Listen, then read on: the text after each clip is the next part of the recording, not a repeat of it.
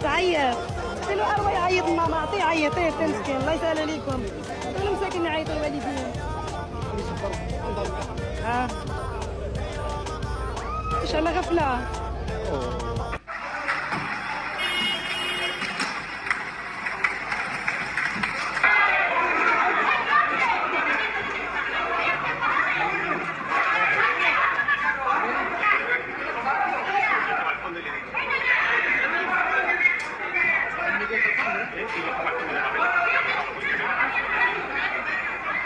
Here you go. It looks like migrants in Spain are now breaking into the stores by the hundreds, and it looks like they're trying to pick these stores clean. This is exactly what the United States would look like if we allow the Democratic Socialists and many Democrats to have their way and really not enforce our border. Spain is controlled by the left. This is what we're seeing. And then it's like, what are the police even doing? Like, it seems like they're just getting people out and letting them go run around and cause more havoc. Like, I don't even get the point of the police being there to run them off. I guess one guy grabbed something that somebody stole, but that's about it. And I guess some people ran off when the police got there, so I guess they stopped it from getting worse. But how are these people going to be held accountable? It's likely they won't. And if you think about it, I mean, Republicans are the primary thing standing in between this happening in the United States and not. Again, if Democrats had their way, we'd likely see scenes like this in the United States, something similar, especially when it comes to the border. Absolutely wild. I mean, even on the Moroccan side, they were setting vehicles on fire because they were trying to stop all these migrants from getting out.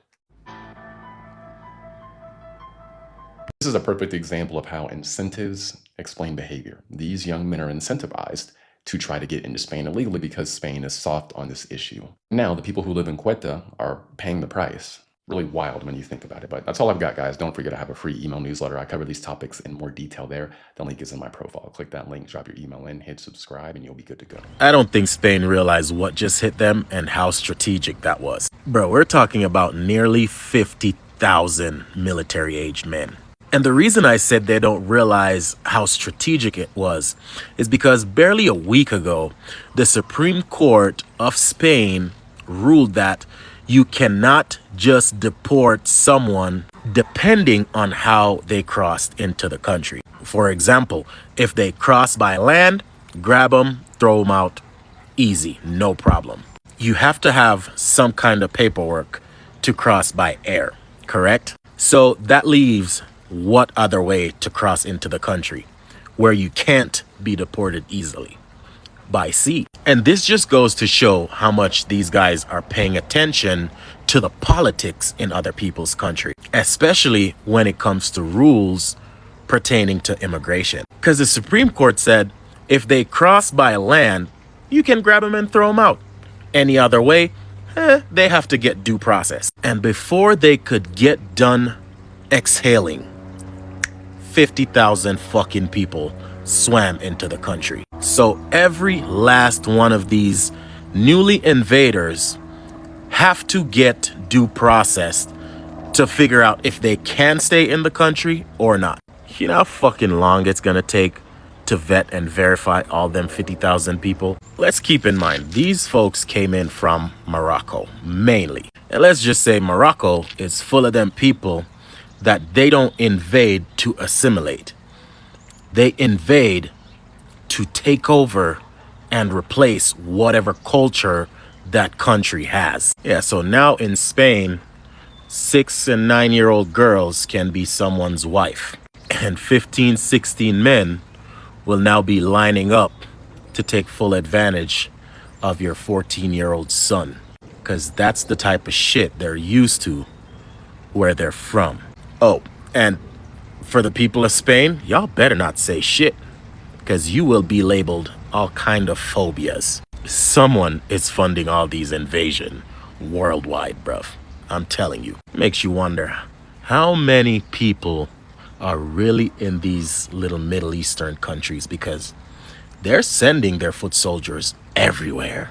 And I mean, everywhere. So the video you're looking at right now are influx of Moroccans crossing the border from Morocco all the way to Spain.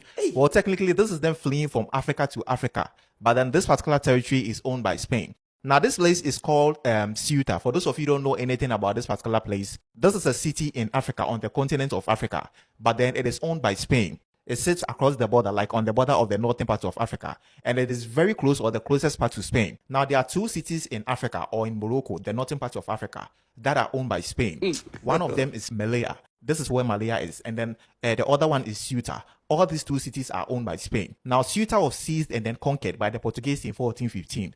They owned that one, and then Spain owned Malaya. Now, fast forward, in 1578, their king, this particular king, King Sebastian, who was the king of Portugal, died in a war, and they had no heir to the throne. So this led to some succession crisis over there. Then this particular man called Philip II, he had a Portuguese mother, so he pushed his way to become both the king of Portugal and then Spain. This became known as the Iberian Union. So for 60 years, both Spain and then Portugal had the same monarch. Now, this is when most people from Spain went to settle in this particular place called Ceuta. In 1640, a new king that came, King John IV, pushed for independence of Portugal from Spain. So finally, in 1668, they finalized everything through the Treaty of Lisbon, and then Ceuta stayed with Spain. Now, even though this particular city is under Spain and then Europe, it is still not accepted by Morocco people as a sovereignty of Spain. So it has become a back and forth between them since their independence in 1956. Now, for the past 2 weeks, influx of Moroccans have been fleeing or crossing the border all the way to Ceuta because they believe that when they get there, they're in Spain or they're in Europe, and they'll be protected by the laws. When they get there, they seek asylum. Now, if you wonder why they are not being pushed back by the authorities or the immigration officers, it's because the laws over there restrict them from being pushed back